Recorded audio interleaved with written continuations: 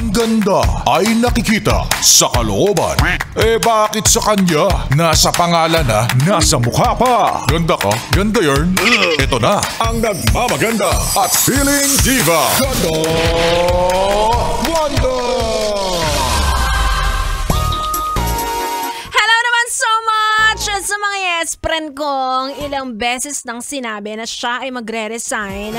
Pero tignan mo naman, Monday na Monday, overtime. Alipin ng salapian. O baka naman, meron lang pinag-iipunan. Ikaw naman, masyado kang judgmental. Anyway, mga yes friend, it's me, it's your girl, DJ Gandawanda.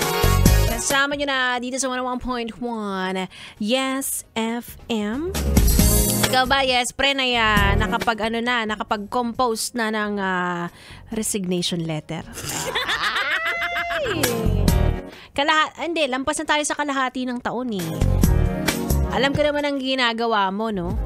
Kinu-convince mo pa ang sarili mo para wag umalis. Nagdadalawang isip ka pa. Dahil malapit-lapit na ang 13th month pay.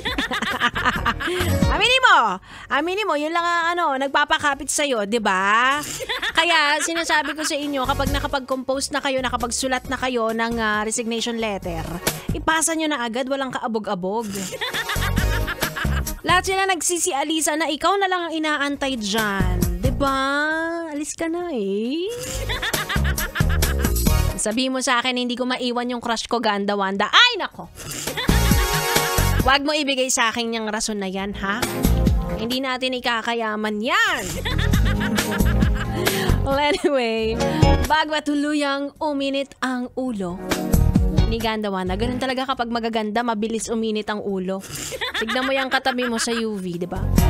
Wala ka pang ginagawa, naiinis na sa'yo. Samahan nyo na ako hanggang alas 9 ng gabi eh. Again, it's me, DJ Ganda Wanda. Dito lang sa stasyong number 1 sa kalokohan. Dito lang sa 101.1 Yes FM.